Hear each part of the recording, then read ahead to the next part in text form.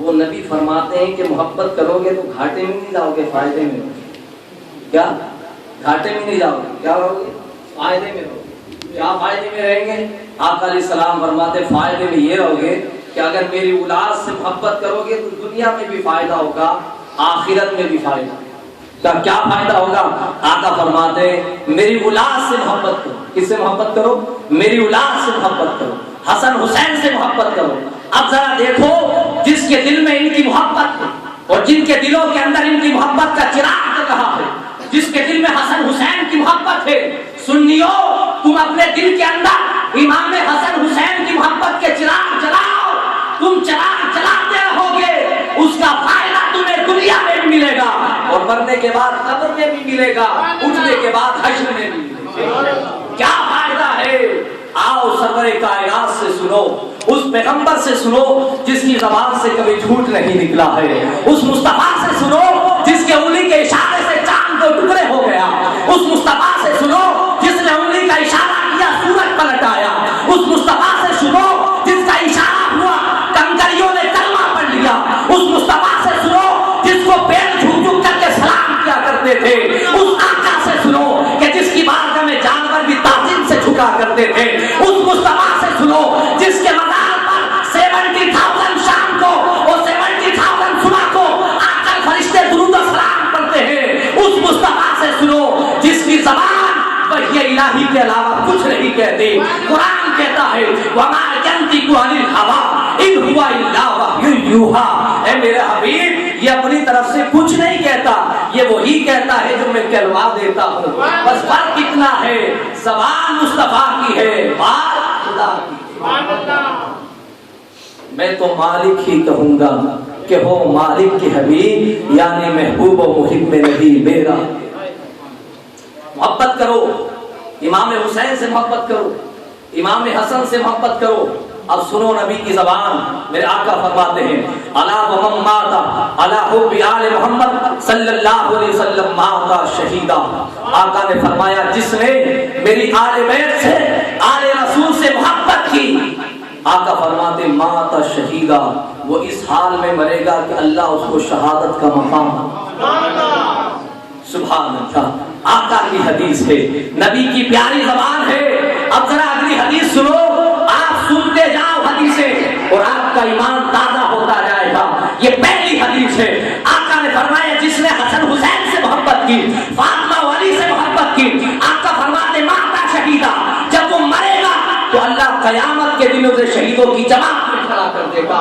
میرے آقا ایک حدیث میں فرماتے ہیں الا ومن مات علی حب آل محمد صلی اللہ علیہ وسلم مات مغفور لہ۔ آقا نے فرمایا جس نے اہل بیت اطہار سے محبت کی اور اہل بیت سے محبت کرتے ہوئے مرا، اللہ مرنے سے پہلے اس کے گناہوں کو معاف کر دیتا ہے، اسے بخش دیتا ہے۔ تیسری حدیث سنو، میرے آقا فرماتے ہیں الا ومن مات علی حب آل محمد صلی اللہ علیہ وسلم ماتا تائباً۔ آقا نے فرمایا جس نے آل رسول سے محبت کی اور اہل بیت سے محبت کرتا ہوا مرا، اللہ مرنے سے پہلے اسے توبہ نصیب فرما دیتا ہے۔ وہ مرتا ہے تو اللہ اس کی توبہ قبول فرما لیتا ہے، اسے گناہوں سے پاک کر دیتا ہے، گناہوں سے صاف کر دیتا ہے۔ ارے مرتا بعد میں ہے، اللہ جنتی پہلے بنا دیتا ہے۔ آقا فرماتے ہیں الا ومن مات علی حب آل محمد صلی اللہ علیہ وسلم مات مؤمنا مستکمل الایمان۔ میرے آقا نے فرمایا جس نے آل رسول سے محبت کی اور آل رسول سے محبت کرتا ہوا مرا، آقا فرماتے مات مؤمنا، وہ مؤمن مرا۔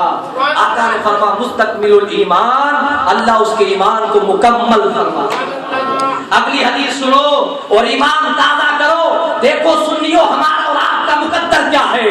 اللہ نے بڑا کرم فرمایا کہ ہمیں سنیوں کے گھر میں پیدا کیا ہے، ہمیں اس گھر میں پیدا کیا جہاں پر یا رسول اللہ کہنے والے لوگ تھے، ہمیں وہاں پر پیدا کیا جہاں مصطفیٰ جان احمد پہ لاکھوں سلام پڑھنے والے تھے، جہاں غوث و خواجہ سے محبت کرنے والے تھے۔ ہم اپنی قسمت پر جتنا ناز کرے کم ہے کہ اللہ نے اپنے نبی کے غلاموں کے گھروں میں ہم کو پیدا فرمایا ہے، اس گھر میں پیدا کیا جہاں آل رسول سے محبت کرنے والے لوگ ہیں۔ آج ہمارے دلوں کے اندر آل رسول کی محبت کا چراغ چل رہا ہے، یہ چراغ چلتا رہے گا۔ دنیا میں بھی کام آئے گا, قبر میں بھی یہی روشنی کرے گا. سبحان اللہ. اور مرنے کے بعد حشر میں بھی روشنی ہوگی. اگلی حدیث ذرا سنو, ایمان تازہ کرو. آقا نے فرمایا ومن مات علی حب آل محمد صلی اللہ علیہ وسلم بشرہ ملک الموت بالجنہ ثم منکرا ونکیرا. آقا فرماتے ہیں جس نے اہل بیت سے محبت کی اور آل رسول سے محبت کرتا ہوا مرا, آقا فرماتے ہیں موت کا فرشتہ جب اس کے پاس آتا ہے روح نکالنے کے لیے تو موت کا فرشتہ کہتا گھبرا مت, ڈرنا مت, گھبرانا مت. کہا کیوں؟ فرماتا ہے بشرہ ملک الموت بالجنہ, میں تجھے اللہ کی جنت کی بشارت دینے آیا. موت کا فرشتہ ہے, موت کا. بڑے بڑے فرعون اور نمرودوں کا پیشاب نکل جاتا ہے اسے دیکھ کر. بڑے بڑے نمرود اور فرعون چکر کھا کے بے ہوش ہو کر گر جاتے اس کے سامنے. اس کا وہ چہرہ کہ آپ حضرت ابراہیم جیسا نبی جس کا چہرہ دیکھنا برداشت نہ کر سکتا ہو, ایسا جلیل القدر اللہ کا فرشتہ جو گناہگار کے پاس آتا ہے. تو ابراہیم نے کہا تھا مولا تو کسی گناہگار کو جہنم میں مت ڈال, بس تیرے اسرائیل کی یہ بھیانکر صورت ہی کافی ہے اس کے عذاب کے لیے. اتنی ڈینجرس اور خطرناک صورت والا فرشتہ جب ہم مومنوں اور حسینیوں کے پاس آتا ہے, غوث پاک کے نام لینے والوں کے پاس آتا ہے, تو وہ کہتا گھبرانا, ڈرنا مت, پریشان مت ہو, میں تجھے کہیں گھبرانے کے لیے نہیں, ڈرانے نہیں آیا ہوں, چل اندھیری کوٹری سے نکال کے رب کی جنت میں لے چل, رب کی جنت میں لے چلتا ہوں, چل اللہ کے باغات میں لے چلتا ہوں, چل بخشش کے دروازے پر لے چلتا ہوں, چل اللہ کی جنت کی سیر کراتا ہوں. بشرہ ملک الموت بالجنہ. وہ موت کا فرشتہ روح نکالتا بعد میں ہے, پہلے اس مومن کو جنت کی خوشخبری دے دیتا, جنت کی خوشخبری دے دیتا اس انسان کو. اور پھر جب اس کے رشتہ دار عزیز و قارب غسل دے کر کے, کفن پہنا کر کے, نماز جنازہ پڑھ کے اس کے اپنے ہاتھوں سے قبروں میں مٹی کی قبر میں اتار دیتے ہیں اور اس کے اوپر پتھر اور لکڑیاں ڈال کر کے مٹی سے پاٹ دیتے ہیں, اس کے بعد جب یہ مومن انسان دعا کے لیے ہاتھ اٹھاتا ہے, مولا میرے باپ کی بخشش فرما, میرے بھائی کی بخشش فرما, میری ماں کی بخشش فرما, میرے رشتہ دار کی بخشش فرما, میرے دوست کی بخشش فرما. سنیوں اپنی قسمت پر ناز کرو, ہمیشہ سنی رہو, سنی جیو, سنی بنو, اپنے بچوں کو سنی رکھو. اگر قبر میں پٹائی سے بچنا ہے سنی مرو, ورنہ قبر میں بہت پٹائی ہوگی, نانی یاد آ جائے گی, کوئی بچانے نہیں آئے گا, کوئی بچانے نہیں آئے گا. اگر قبر میں کوئی بچانے نہیں آئے گا, مجھے بتاؤ آج تک کسی کے ابا بچانے گئے بیٹے کو, کسی کا بیٹا اپنے باپ کو بچانے پہنچا, کسی کی ماں اپنی بیٹی کو بچانے گئی, کسی کا رشتہ دار گیا, کوئی نہیں جاتا ہے. ارے نہ کوئی جا سکتا ہے, اور ویسے بھی لوگ تو جاتے نہیں ڈر کے مارے کہ ہم نہ پکڑے جائیں, ویسے بھی نہیں جاتے ڈر کے مارے کہیں ہم نہ پکڑے جائیں. لیکن سنیو جہاں پر دنیا کے سارے رشتے ختم ہوتے ہیں وہاں سے مدینے کے تار تار کا رشتہ ہوتا ہے. جہاں ساری محبتیں ختم ہو جاتی ہے وہاں سے احمد مختار کی محبت کی شروعات ہوتی ہے. سارے لوگ اس اندھیری کوٹری میں چھوڑ کر آتے ہیں, مردہ پکارتا ہے میرے بھائی کہاں جا رہے ہو, میرے دوست کہاں جا رہے ہو, میرے باپ کہاں جا رہے ہو. اس اندھیری کوٹری میں کوئی پلٹ کر جواب نہیں دیتا. اس عالم میں کھڑکی کھلتی ہے, گنبد خضرا کا مکی قبر میں جلوہ گر ہوتا ہے اور فرماتا میرے امتی گھبرا مت, جہاں کوئی ساتھ نہیں آ سکتا وہاں آمنہ کا لال تیرے ساتھ, مصطفیٰ تیرے ساتھ آ کے. جو آقا جلوہ گر ہوتے ہیں, آقا جلوہ گر ہوتے ہیں, تو پھر اعلیٰ حضرت سے پوچھو کیا ہوتا ہے. وہ ارشاد فرماتے ہیں قبر میں لہرائیں گے تا حشر چشمے نور کے, جلوہ فرما ہوگی جب طلعت رسول اللہ. میرے آقا جلوہ گر ہوتے ہیں. سنیو اس لیے ہم نماز جنازے کا بہت احترام کرتے ہیں. کیوں احترام کرتے ہیں؟ اس انسان کو جیتا رہا بیچارہ, جیتا رہا, لوگ گالیاں بکتے رہے, برا بھلا کہتے رہے, کوئی کچھ کہتا رہا, کوئی جھوٹا کہا, کسی نے شرابی کہا, کسی نے بے نمازی کہا. اب وہی شخص آج مرا ہے تو بڑے بڑے مولوی, بڑے بڑے عالم, بڑے بڑے پیران نظام, بڑے بڑے نمازی اپنے کاندھے پر دولہا بنا کر لے جا رہے ہیں. ہم نے پوچھا بھائی یہ تو جھوٹا تھا, یہ تو گناہگار تھا, سیاہکار تھا, وہ کہے سب کچھ تھا, مگر پتا نہیں کہاں جا رہا ہے, کہاں جا رہا ہے, کہ قبر میں آقا کی زیارت کرنے جا رہا ہے. اب ایک سوال ہے سنیو, ایک سوال, زیارت مردے کرتے ہیں یا زندہ کرتا ہے؟ بولیے. زیارت کے معنی دیکھنا, میں آپ کو دیکھ رہا ہوں, آپ میری زیارت کر رہے ہیں, میں آپ کی زیارت کر رہا ہوں, تو زیارت کرنا زندوں کا کام ہے یا مردوں کا؟ زور سے بولو. زندوں کا کام ہے, زندوں کا نا. کبھی کسی مردے کو قبرستان میں زیارت کرتے دیکھا ہے؟ نہیں دیکھا نا. تو زیارت کرنا کس کا کام؟ زندوں کا کام ہے. آپ کی بستی میں کوئی مرا, آپ کہہ رہے ہیں زیارت کرنے جا رہا ہے.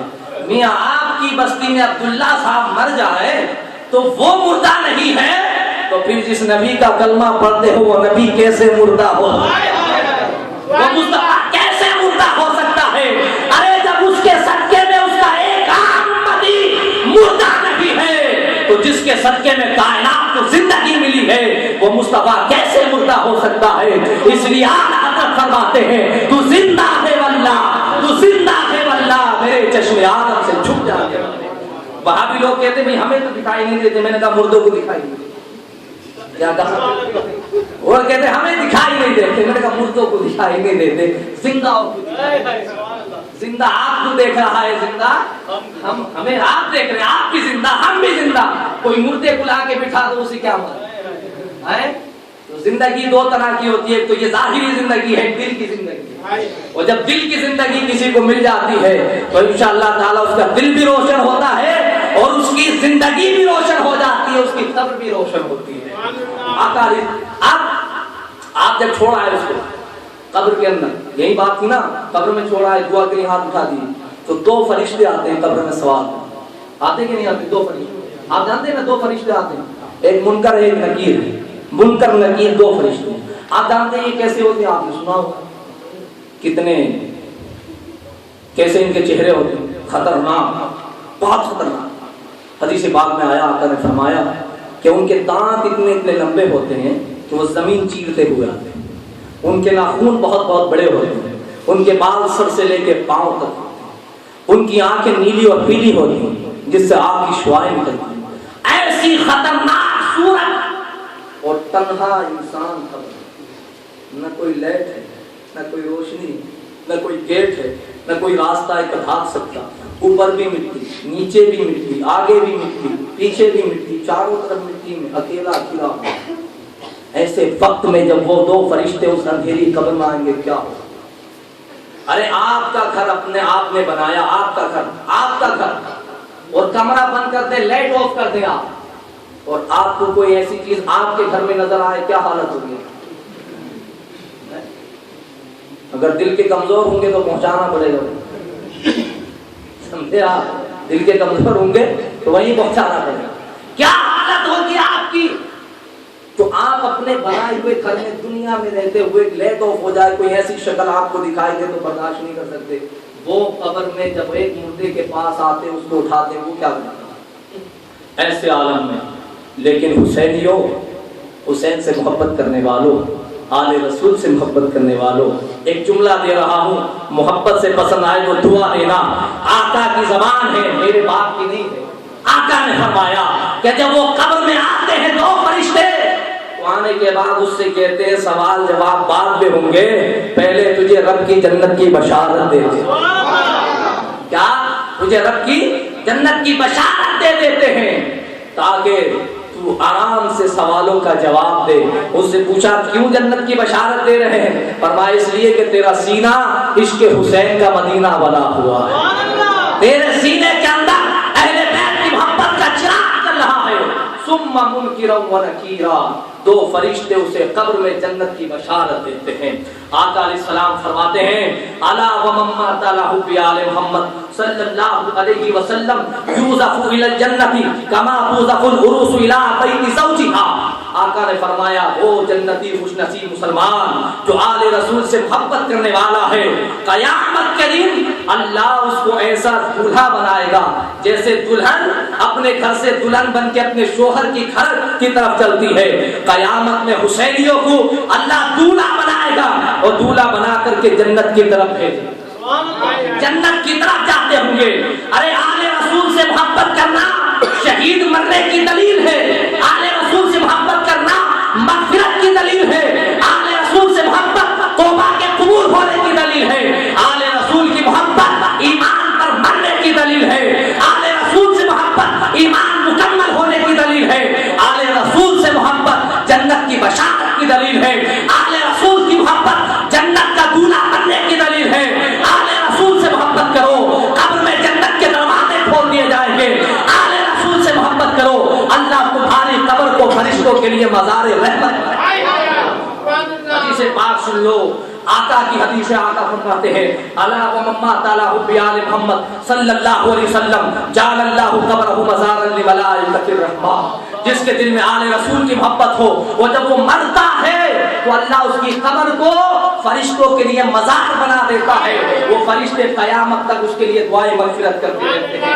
ہم ایک مزار بنائے مبلغ اسلام کا تو وہابیوں کے پیٹ میں تکلیف ہوتی ہے، ہم ایک مزار بنائے علامہ خوشتر کا تو سلفیوں کے پیٹ میں درد ہوتا ہے۔ ارے ان سے پوچھو یہ مزار ہم نہیں بناتے بلکہ جس کے دل میں آل رسول کی محبت ہو خود خدا بناتے ہیں۔ ارے ہم تو اپنی اور آپ کی زیارت کے لیے بناتے ہیں، خدا کہتا ہے میرے فرشتوں اتر جاؤ اور قیامت تک اس کے مزار پر مغفرت کی دعا کرتے ہیں۔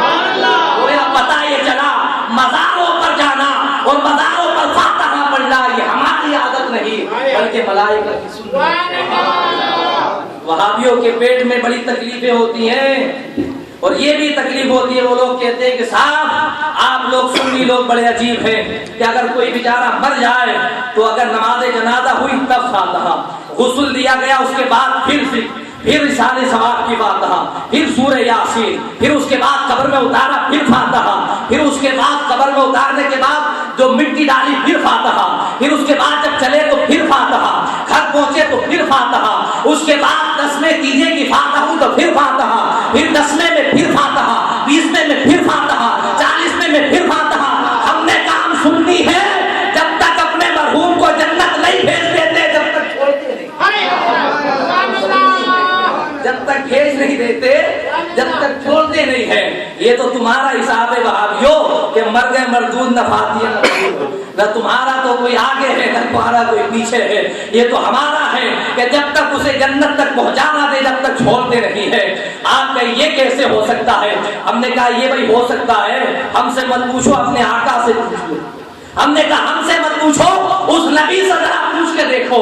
ارے ہم دعائیں مغفرت کریں تو کہتے ہیں سلفی لوگ یہ کہاں لکھا ہوا ہے، یہ کہاں لکھا ہوا ہے، کیوں فاتحہ کرتے ہو، کیوں ہاتھ اٹھاتے ہو؟ میں نے کہا ہاتھ اٹھانا یہ ہماری عادت نہیں ہے بلکہ ہاتھ اٹھا کر دعائیں مغفرت کرنا یہ مصطفیٰ کی سنت ہے، آقا کی سنت ہے۔ اور دنیا سنو، حدیث پاک سنا رہا ہوں، حدیث پاک ہے، ہمیشہ یاد رکھنا کبھی بھی زندگی بھر کوئی وہابی اگر سوال کرے کہ وسیلہ کہاں جائز ہے تو اس کو منہ توڑ جواب دینا، اور اگر جواب نہ دے سکتے ہو تو میرے عیدگاہ میں پکڑ کے لے آنا، اس کو اچھا خاصا آپریشن کر دیں گے۔ آپریشن کرنے کے لیے سرجن ڈاکٹر کی ضرورت ہوتی ہے، عام آدمی سے آپریشن نہیں ہوتا۔ لوگ مطلب کہنے کا بیچارے وہابی لوگ سوال کس سے کرتے ہیں؟ میرا سنی وہ جو ٹیکسی ڈرائیور ہے بیچارہ، کوئی ٹیکسی ڈرائیور اس سے جو سوال کرتے ہیں، کوئی بوٹ چلانے والا اس سے سوال کرتے ہیں، کوئی بیچارہ مؤذن ہے اس سے سوال کرتے ہیں، اور کیا کہتے ہیں بخاری میں کہاں لکھا ہوا، بخاری میں کہاں؟ اب بیچارہ وہ ٹیکسی ڈرائیور ہے، وہ ڈرائیوری کے بارے میں جانتا، بخاری کے بارے میں کہاں؟ وہ بیچارہ باغی ہے، مؤذن ہے، وہ اذان پڑھنے کے بارے میں جانتا، بخاری میں کیا اسے کیا خبر ہے؟ کسی انجینئر سے پوچھتے بتاؤ بخاری میں کہاں لکھا ہوا ہے، اور کسی اب یہ کہتے بخاری میں کہاں لکھا ہوا، بیچارہ وہ کہاں نہیں۔ اب جو بخاری جانتا ہے جب اس کے پاس لاتے ہیں تو انہیں بخار آ جاتا ہے، جو بخاری جانتا ہے جب اس کے پاس لاتے ہیں تو بخار آ جاتا ہے۔ کیا آ جاتا ہے؟ بخار آ جاتا ہے۔ جو بے عشق نبی پڑھتے ہیں بخاری، جو بے عشق نبی پڑھتے ہیں بخاری، آتی نہیں بخاری ان کو بخار آتا ہے۔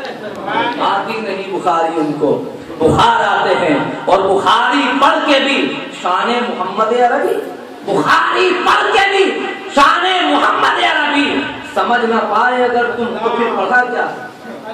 سمجھ نہ پائے اگر تم تو پھر پڑھا کیا ہے؟ مدرسے کے پیچھے ہی پڑھا ہے، مدرسے کے اندر نہیں پڑھا ہے۔ اگر مدرسے کے اندر بخاری پڑھی ہوتی تو بخاری پڑھنے کے لیے وہابیوں سلفیوں جیسا پکا سلام ہوا دل نہیں چاہیے۔ اگر بخاری پڑھنا ہے تو احمد رضا کی محبت چاہیے، عشق رسول چاہیے۔ جب آپ بخاری پڑھیں گے ہر لفظ میں نعت مصطفیٰ سنو، بخاری کی حدیث سنو، کہتے ہیں یہ کہاں لکھا ہوا ہے کہ دعا کرتے ہیں وسیلے کے لیے۔ اب ذرا سن لو، آقا علیہ السلام کی چچی حضرت علی کی ماں حضرت فاطمہ بنت اسد رضی اللہ تعالیٰ عنہ، ان کا انتقال ہو گیا۔ جب ان کا انتقال ہوا تو میرے آقا علیہ السلام کی چشمان نبوت سے آنسو نکلے، حضور رونے لگے۔ صحابہ نے کہا آقا آپ تو وہ ہیں، آپ تو وہ ہیں یا رسول اللہ جس کی تسبیح سے ہوتے ہوئے ہنس پڑے، اس تبسم کی عادت پہ لاکھوں سلام۔ آقا آپ کے تبسم پہ تو ہزاروں جانے، تبسم پہ ہزاروں جانے قربان۔ آقا روتے ہوئے ہنس پڑتے ہیں، میرے آقا آپ کیوں رو رہے ہیں؟ تو میرے آقا نے فرمایا، بخاری شریف میں آقا نے فرمایا، لوگوں میری ماں آمنہ کے وصال کے بعد فاطمہ بنت اسد میری ماں تھی۔ فرمایا جتنی محبت فاطمہ بنت اسد مجھ سے کرتی تھی ایسا ہی لگتا تھا جیسے میری ماں آمنہ مجھ سے محبت کرتی۔ فرمایا میری ماں کی طرح تھی، آج میری ماں کا انتقال ہو گیا۔ حضور کی چشمان نبوت سے آنسو نکلے۔ حضور اکرم صلی اللہ علیہ وسلم نے انہیں اپنا ایک جبہ شریف اتارا اور فرمایا یہ میری ماں کے کفن میں رکھ دینا قبر میں۔ آج اگر ہم تبرک رکھیں کچھ تو وہابیوں کو تکلیف ہوتی ہے، یہ کہاں سے ہے؟ ارے تبرک میں جبہ دینا، کپڑا دینا، ماما دینا، یہ میرے آقا کی خود سنت کریمہ۔ آقا نے فرمایا یہ میرا جبہ رکھ دینا، کفن میں رکھ دیا گیا، غسل دیا، کفن دے دیا گیا۔ اس کے بعد آقا علیہ السلام نے کہا فرمایا جنازہ اٹھاؤ۔ جنازہ اٹھایا، میرے آقا علیہ السلام نے خود نماز جنازہ ادا فرمائی، امامت فرمائی۔ حضور نے اس کے بعد ابھی قبر میں نہیں اتارا، میرے آقا خود قبر میں اترے اور لیٹے، اور لیٹ کر کے دو کروٹیں لی، اور پھر آقا باہر آئے۔ پھر حضرت علی اور آقا علیہ السلام دونوں نے حضرت فاطمہ بنت اسد کو قبر میں اتارا۔ آقا یہ کہاں لکھا ہوا ہے کہ آپ قبر میں پہلے لیٹے؟ کیوں آپ قبر میں لیٹے؟ کیا ضرورت تھی قبر میں لیٹنے؟ سوال کیوں لیٹے؟ حدیث پاک اس لیے میرے آقا لیٹے کہ جس چیز کو میرے آقا سے نسبت ہو جائے، جس کو بھی میرے آقا سے نسبت ہو جائے اسے دنیا کیا جہنم کی آگ بھی نہیں جلا سکتی۔ اس لیے میرے آقا لیٹ گئے تاکہ میری ماں کی قبر کو اللہ جنت بنائے۔ نسبت مصطفیٰ حضور لیٹے، اس کے بعد اتار دیا۔ دھیان سے سنیں، حدیث پاک ہے، توجہ سے سنیں حدیث پاک کو، یہ آپ کے فائدے کی بات ہے، آپ کا عقیدہ مضبوط کرنے کی بات ہے۔ اپنی باتوں میں دھیان نہ لگائیں، میری بات کو دھیان کے ساتھ سنیں۔ میں کوئی قصے کہانی بتانے والا مولوی نہیں ہوں جو قصے کہانی بتا کر کے بھاگ جاؤں۔ میں ہر لفظ قرآن اور حدیث کی روشنی میں بتا رہا ہوں۔ سنو آقا کی حدیث ہے۔ میرے آقا نے قبر میں لیٹنے کے بعد حضرت فاطمہ بنت اسد کو قبر میں اتارا، اور اتارنے کے بعد حضور نے وہ اس زمانے میں جو پٹلے یا کوئی بھی جو چلتا تھا مٹی دی قبر کو، اور مٹی دینے کے بعد میرے آقا کھڑے ہوئے قبر کے کنارے۔ قبر یہ ہے، میرے آقا کھڑے ہو گئے اور سارے صحابہ کھڑے ہیں۔ اب کیا کیا نبی نے؟ پیارے آقا نے اپنے دونوں ہاتھوں کو ہوا میں اٹھا دیا، اس طرح سے آقا نے اٹھایا، اور میرے آقا نے اٹھانے کے بعد اللہم اغفر لأم فاطمہ بنت اسد ووسی مدخلها بحق نبی کی کا والانبیاء الذین من قبل فإنک ارحم الراحمین الی آخر الحدیث۔ جو سے بولو سبحان اللہ۔ دعائے مصطفیٰ ہے، ان سے کہو وہابیوں سے کہ تمہیں یہ بخاری میں دکھائی نہیں دیتی تو چشمہ بنا کر کے دیکھو۔ ان سلفیوں سے کہو تمہیں یہ حدیث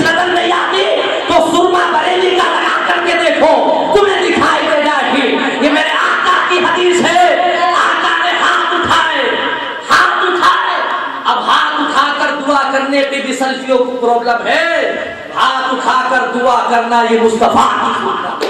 آقا نے ہاتھ اٹھا دیے اور پیارے آقا کہتے اللہم اغفر لأم فاطمہ بنت اسد، اے اللہ میری ماں فاطمہ بنت اسد کی مغفرت فرما دے. وَوَسِّعْ مَدْخَلَهَا، اور اے اللہ میری ماں کی قبر کو کشادہ کر دے. یہ تو دعا ہے. اب جو اگلی جملہ حدیث کا ہے وہ سنو اور اپنا ایمان تازہ کرو. یہ اگلا جملہ کام کا ہے. ہر وہابی کو جواب دینا. آقا نے دعا کر دی اور دعا کیسے کی؟ آقا نے فرمایا کہ حق کے نبی کے اے اللہ تم میرے وسیلے سے میری ماں کی قبر کو کشادہ کر. میرے وسیلے سے. آقا دنیا آپ کا وسیلہ پیش کرتی ہے. آپ خود ایک وسیلہ کی ضرورت کیا تھی؟ آقا کائنات آپ کے وسیلے کی محتاج ہے. آقا آپ تو یوں ہی لب ہلا دیتے اور آقا تم لب ہلا دو خدا پورا کر دیتا ہے. عنایت کا جوڑا، اجابت کا سہرا، دلہن بن کے نکلی دعائے محمد. آقا تمہیں کیا ضرورت تھی؟ میرے آقا نے فرمایا ضرورت مجھے تو نہیں تھی لیکن میری امت کو ضرورت تھی. کیوں؟ اس لیے تاکہ دعائے وسیلہ ہمیشہ کے لیے مصطفیٰ کی سنت ہو. آقا نے فرمایا بحق کے نبی کی اے اللہ میرے وسیلے سے میری ماں کی مغفرت فرما، میری ماں کی قبر کو کشادہ کر دے. والانبیاء الذین من قبلی، اور مجھ سے پہلے جو نبی آئے ان کے وسیلے سے میری ماں کی قبر کو کشادہ کر دے.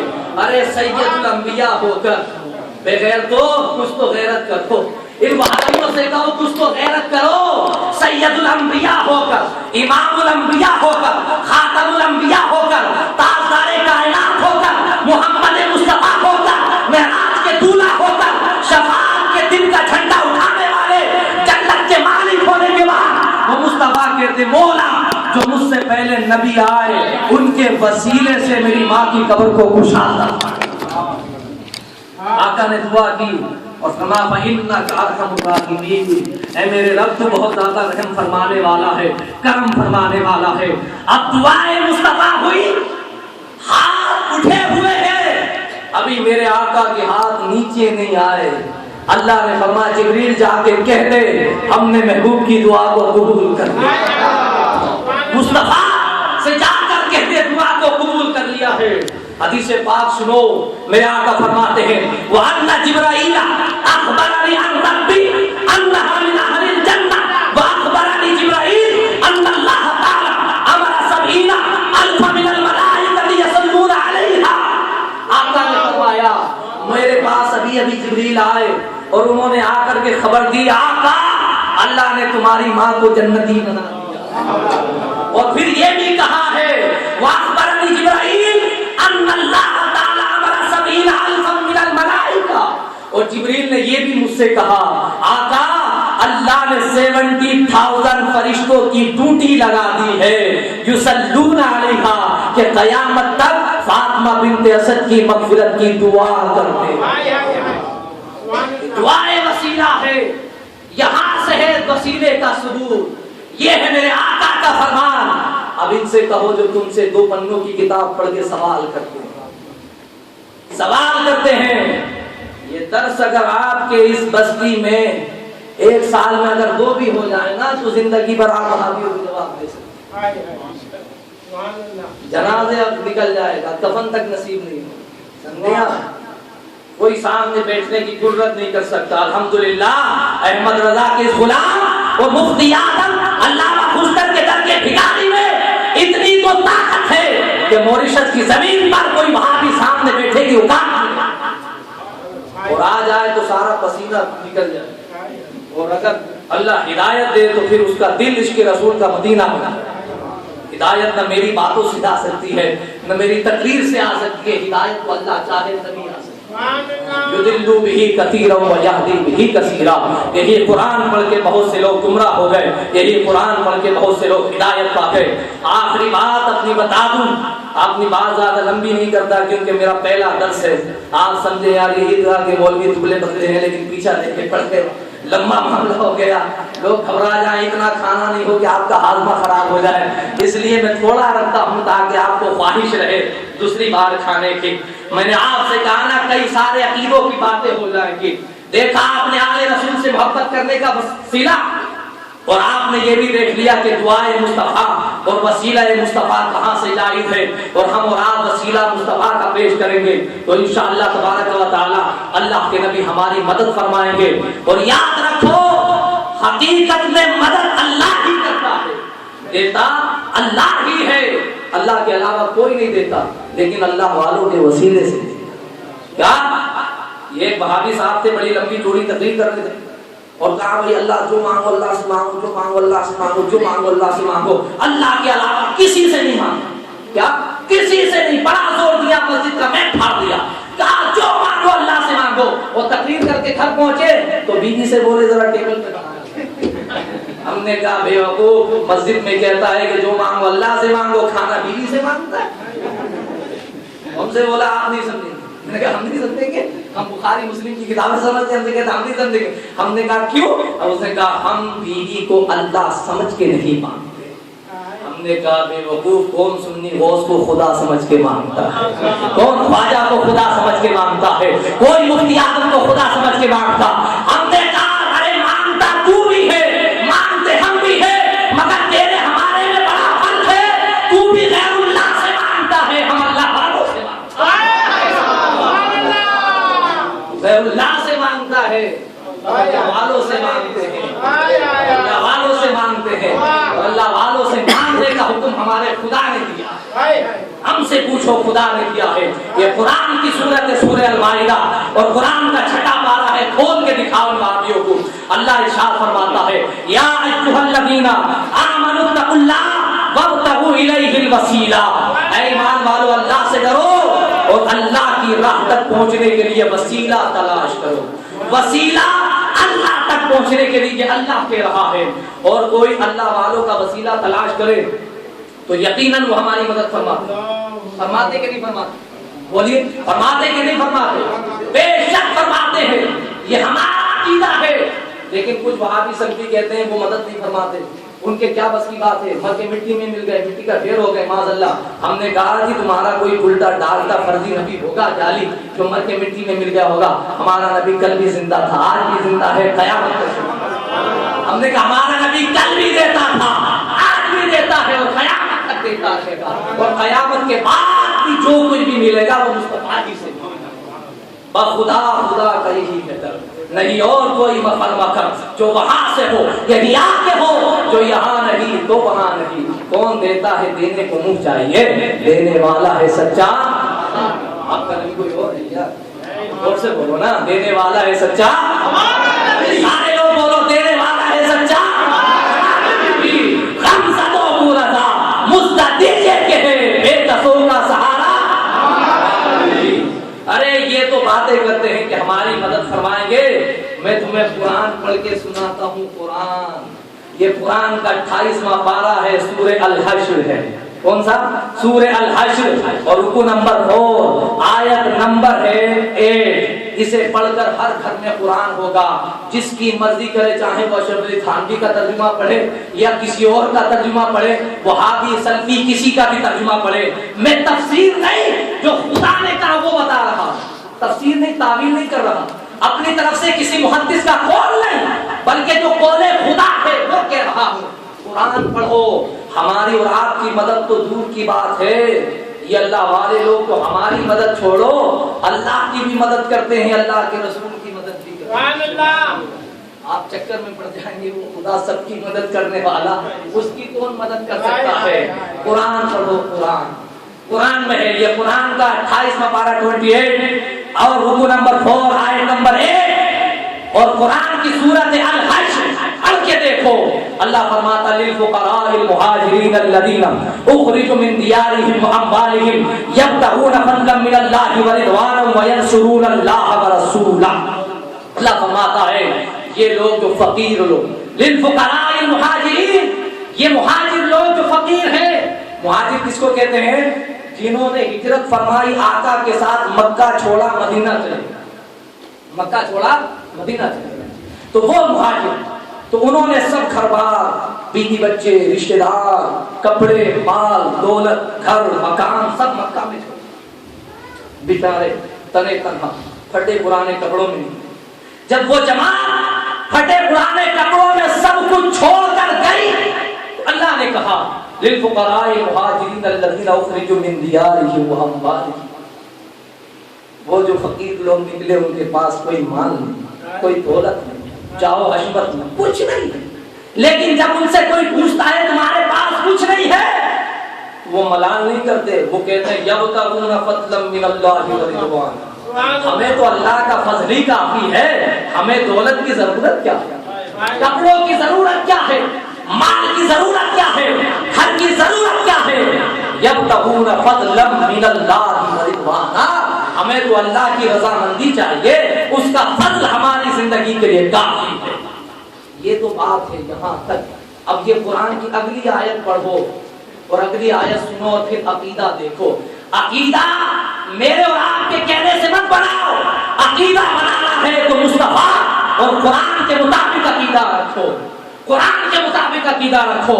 اب قرآن کہتا ہے ان فقیروں کے بارے میں وَيَنْصُرُونَ اللَّهَ وَرَسُولَهُ، انہوں نے اللہ کی بھی مدد کی ہے، اللہ کے رسول کی بھی مدد کی. ارے ابو بکر نے اللہ کی بھی مدد کی، اللہ کے رسول کی بھی مدد کی ہے. عمر فاروق نے اللہ کی بھی مدد کی، اللہ کے رسول کی مدد کی ہے. عثمان نے اللہ کی مدد کی، اللہ کے رسول کی مدد کی ہے. علی نے اللہ کی مدد کی، اللہ کے رسول کی مدد کی ہے. ارے جب یہ صحابہ اللہ اس کے رسول کی مدد کر سکتے ہیں تو کیا نبی کے امتیوں کی مدد نہیں کر سکتے؟ جو اللہ کی اور اللہ کے رسول کی مدد کر سکتا ہے بے شک وہ اللہ کے بندوں کی بھی مدد کر سکتا ہے، مصطفیٰ کے امتیوں کی بھی. ہم نے کہا مولا یہ تم نے کیا غضب کر دیا، مولا یہ کیوں کہہ دیا وَيَنْصُرُونَ اللَّهَ وَرَسُولَهُ، مولا تو عالم الغیب والشہادہ. یہ وہابی لوگ سوال کریں گے یہ ہمیں تو چھوڑ، ہمیں تو مشرک کہتے ہی ہیں، ہم غوث پاک سے مدد مانگتے ہیں، تو بے نیاز ہے، تو خالق ہے، مالک ہے مولا. یہ تو بڑے بدتمیز اور گستاخ ہے مولا، یہ تو تم نے کہہ دیا وَيَنْصُرُونَ اللَّهَ وَرَسُولَهُ، یہ ہمیں مدد مانگنے میں مشرک ٹھہراتے. تو مولا یہ وہ جملہ میں اگلا نہیں بولوں گا، وہ جملہ اگلا میں بول نہیں سکتا، سمجھے؟ ارے یہ جب ہمیں ہی نہیں چھوڑتے تو مولا تم نے اتنی بڑی بات کہہ دی، اس جملے کو واپس لے لے. اللہ نے فرمایا میں نے اس لیے کہی تاکہ دنیا یہ سمجھے کہ مدد کا دینا اور مدد کرنا یہ اللہ ہی کرتا ہے، لیکن اللہ والے بھی مدد کرتے ہیں، جو مانگے گا قیامت تک وہ مدد فرمائے. وَيَنْصُرُونَ اللَّهَ وَرَسُولَهُ، اللہ کی مدد کی، اللہ کے رسول کی مدد کی. اولئک هم الصدیقون، یہ سب کے سب سچے لوگ، ابو بکر سچے، عمر سچے، عثمان سچے، علی سچے، صہیب رومی سچے، بلال حبشی سچے، سب سچے ہیں. ان سچے سے مدد مانگو گے تو انشاءاللہ تعالی دنیا میں بھی کامیابی ہوگی، آخرت میں بھی کامیابی ہوگی. اچھا یہ آپ سمجھ گئے کہ جب اللہ اس کے رسول کی مدد ہو سکتی ہے تو ہماری اور آپ کی نہیں ہو سکتی؟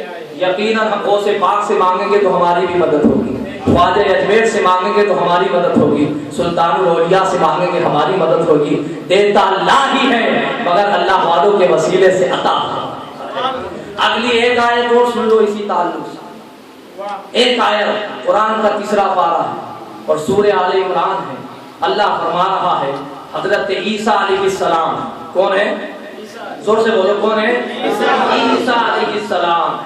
عیسیٰ تشریف فرما ہوئے اپنے حواریوں سے، جو لوگ ان کا کلمہ پڑھنے والے تھے، ان سے انہوں نے کہا قال من انصاری الی اللہ. یہ سورہ آل عمران ہے، آیت نمبر ہے 52. جس کے گھر میں قرآن ہو اٹھا کر دیکھے، میں غلط کہہ رہا ہوں. قرآن میں ہے حضرت عیسیٰ پیغمبر نے فرمایا قال من انصاری الی اللہ، اے میرے صحابیوں، میرا کلمہ پڑھنے والوں، تم میں سے کون ہے جو اللہ کی مدد کرے؟ تم میں سے کون جو اللہ کی مدد کرے گا؟ کون کہہ رہا ہے؟ عیسیٰ. اب اگر وسیلے کا ماننا مشرک ہے تو پھر بتاؤ عیسیٰ کیا؟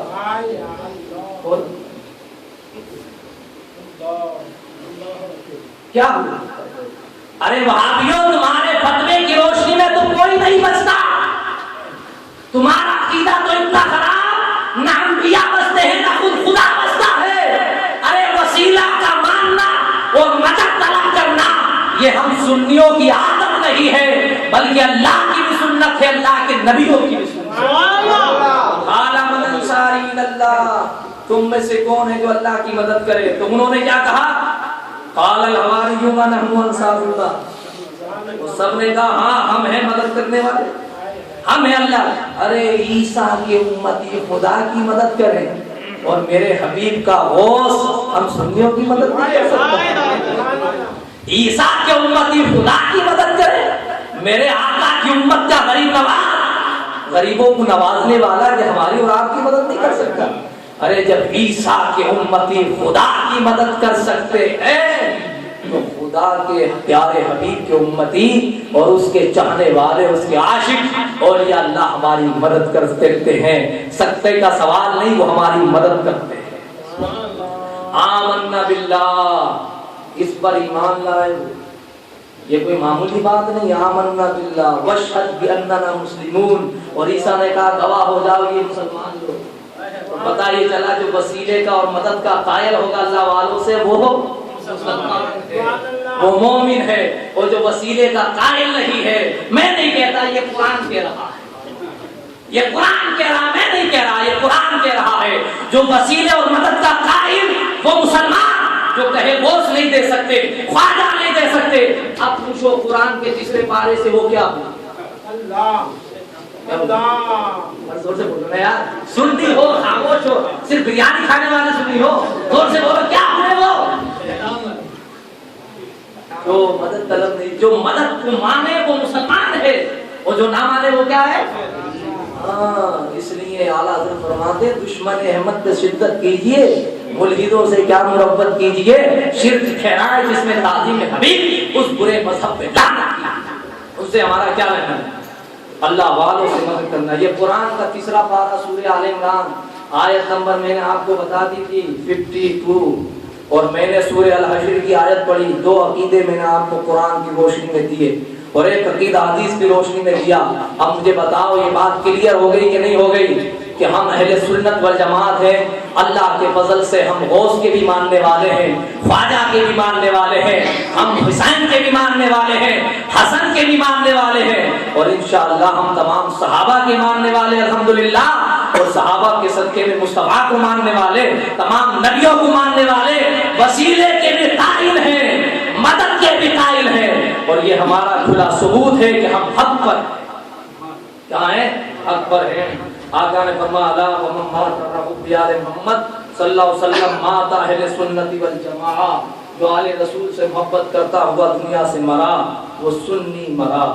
اس لیے میرے آقا نے فرمایا من احب علی فقد احبنی ومن احبنی فقد احب اللہ ومن ابغض علی فقد ابغضنی ومن ابغضنی فقد ابغض اللہ.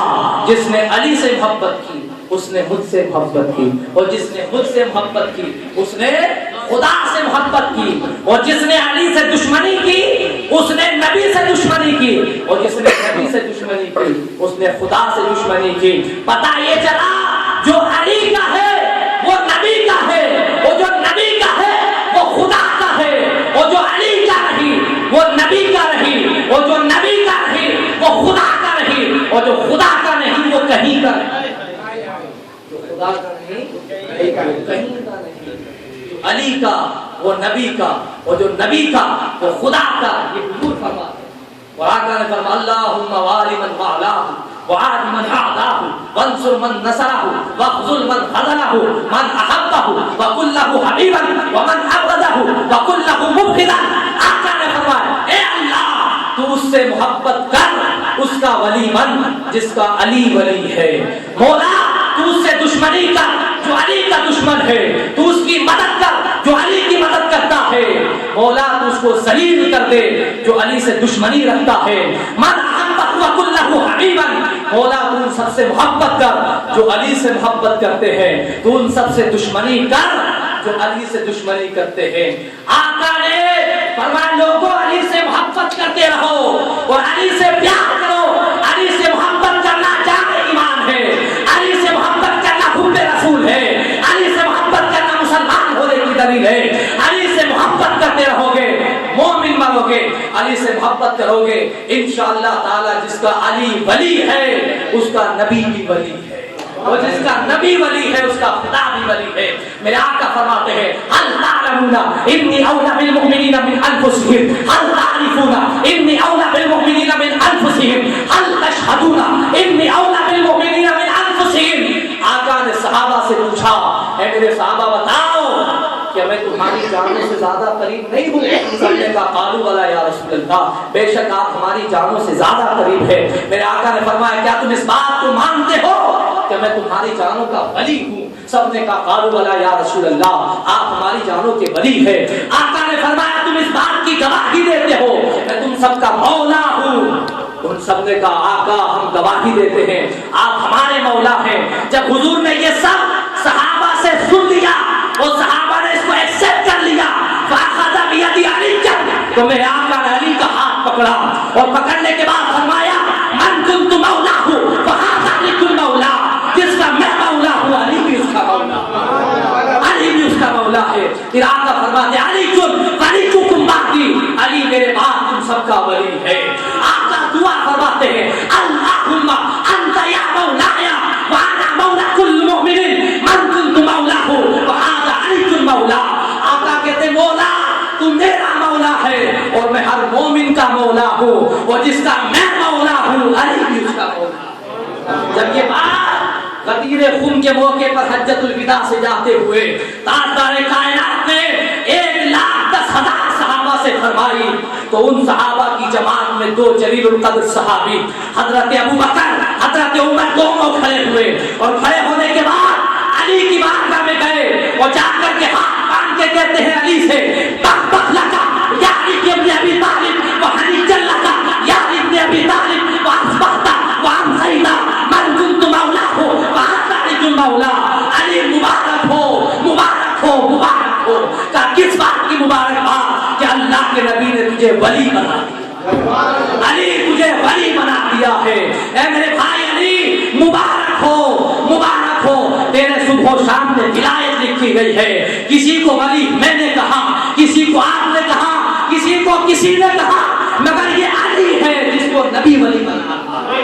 آقا کہتے تو ولی ہے۔ حضرت عمر نے فرمایا مبارک ہو تیرے صبح و شام میں ولایت لکھی گئی۔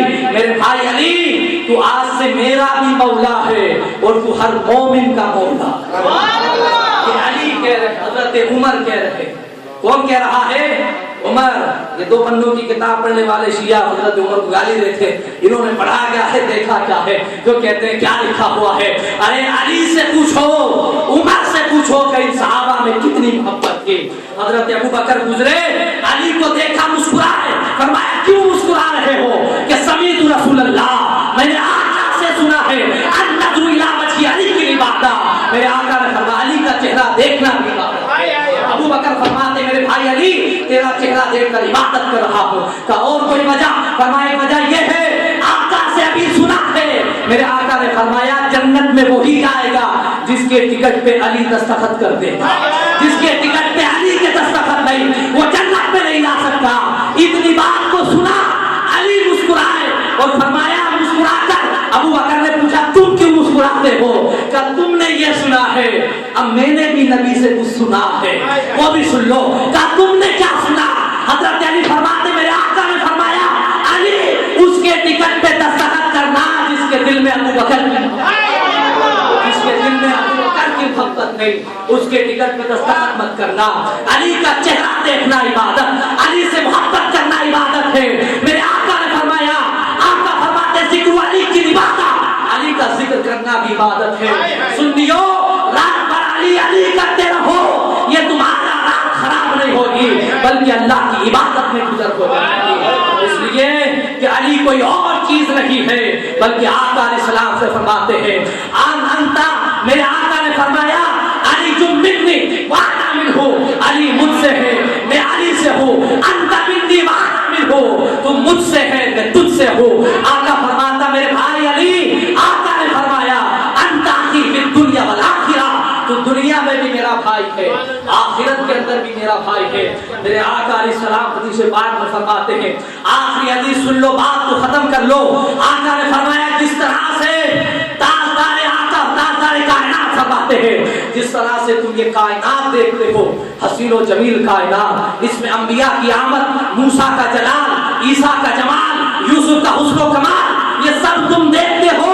फरमाया ये सब देखो तो कोई ईसा नजर आता है, कोई मूसा नजर आता है, कोई नजर आता है, मगर आका फरमाते सबको इकट्ठा कर दो तो आमना का लाल दिखाई देता है, आमना का लाल दिखाई देता है। मेरे आका फरमाते सेम इसी तरह मुझे इकट्ठा करके सारे अंबिया की जियारत होती है। मूसा का जमाल मेरे अंदर, ईसा का कमाल मेरे अंदर, यूसुफ का हुस्न मेरे अंदर, सब मेरे अंदर है। आका फरमाया इसी तरह अली को देखो तो अंबिया इकराम की हिकमतें नजर आती है।